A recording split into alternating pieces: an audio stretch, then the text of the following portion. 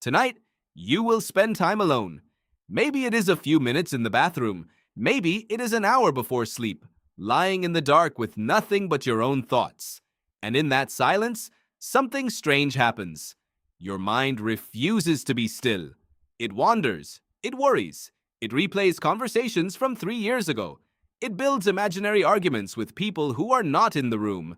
It constructs entire futures that will never happen. And you probably think that is just something you do. A personal quirk. A modern problem. But here is what nobody tells you.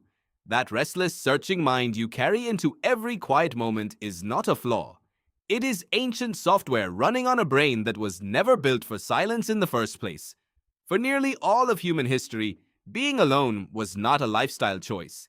It was not something you scheduled. It was not something you optimized or escaped into. It was a threat. And the way your ancestors handled it quietly shaped every moment you have ever spent by yourself since. The question is, what did they actually do? Anthropologist Kim Sterelny, who has spent decades studying the cognitive evolution of early Homo sapiens, argues that our species did something no other animal did with any consistency.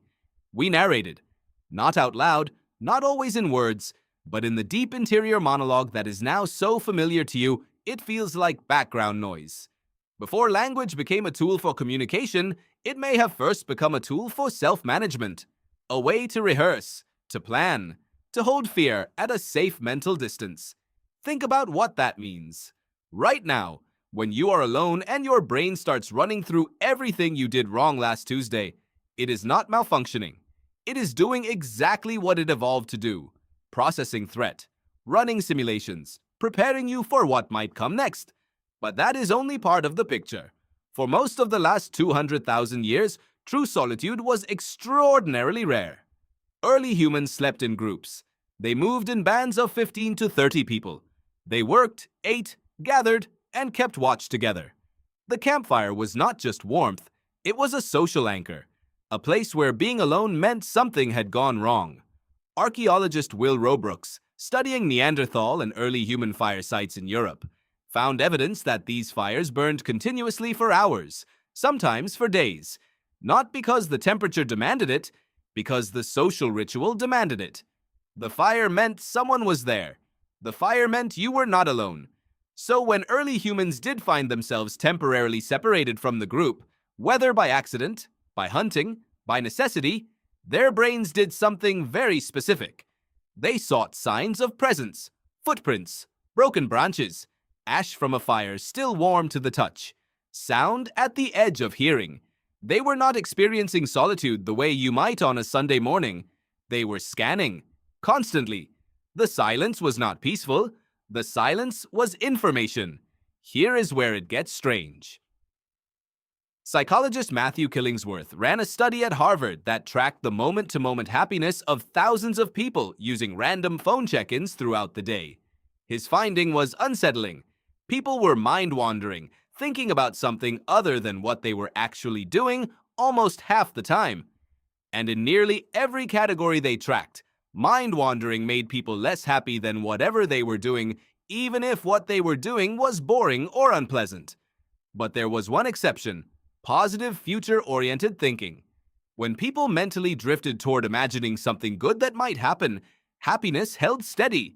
And when you look at that through an evolutionary lens, it makes sudden sense. Planning was survival. Imagining a future, even a speculative one, was not daydreaming. It was preparation. Your brain is rewarding you for doing what your ancestors did alone in the dark, building a mental map of what comes next. Except now, there is no hunt. There is no rival band over the ridge. There is no winter coming that requires 3 months of mental rehearsal, so the hardware keeps running and it finds new targets. Your inbox, your relationships, your career, your body. The ancient scanning mechanism does not stop just because the predators are gone. It simply redirects. This is why being alone feels productive to some people and unbearable to others. It depends, in large part, on whether your internal narrator is running threat simulations or possibility simulations. Both use the same cognitive machinery. Both are old, but one sends cortisol through your body and one sends dopamine. And the difference between them is sometimes as thin as the direction your mind decides to face. What ancient humans could not do, and what you can, is choose. Neuroscientist Marcus Raichle discovered the default mode network in the early 2000s, almost by accident. He was looking at brain scans and noticed that when people were given no specific task, when they were left alone with nothing to do, a very specific set of brain regions lit up. Regions associated with self-referential thinking, with memory, with imagining other people's perspectives, with building narratives. He called it the default mode because it is what the brain defaults to. But what he was actually mapping, without knowing it yet, was the ancient solo mind in action. The mind that runs when the group is not watching. The mind that processes the social world in its absence. The mind that has been doing this since before anyone had a word for it. Your ancestors, alone on a hillside for an afternoon while the others gathered, were not staring blankly into nothing. They were doing exactly what you do when your phone is off and the room is quiet. They were running the world inside their heads. They were thinking about who they trusted, who had taken more than their share at the last kill, who was likely to be a threat next season, who they wanted to be closer to. They were rehearsing conversations that might never happen. They were replaying the hunt in their minds, correcting their own mistakes with the perfect clarity that only hindsight allows. They were, in every meaningful sense, doing what you do.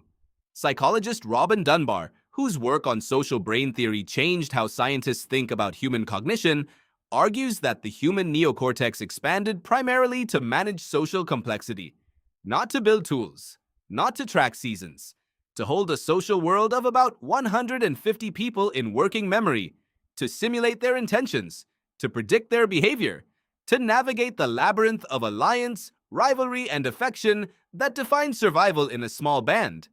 Being alone for those brains was never truly being alone. It was being alone with all those people, running them, processing them, updating the model. And that is what you do tonight. When the room goes quiet and your mind fills with people you have not spoken to in weeks, with imagined confrontations, with half-finished plans, with the strange background hum of other lives pressing against yours even in their absence, you are not being neurotic. You are not failing to relax. You are doing what 150,000 years of evolution quietly prepared you to do. Your ancestors could not afford to be still, and so, in the silence, neither can you. Tonight, when you are alone and your mind refuses to quiet down, you will know exactly what that noise is. It is not distraction. It is not weakness. It is the oldest part of you, still doing its job, still scanning the dark for everything that matters. It always has been.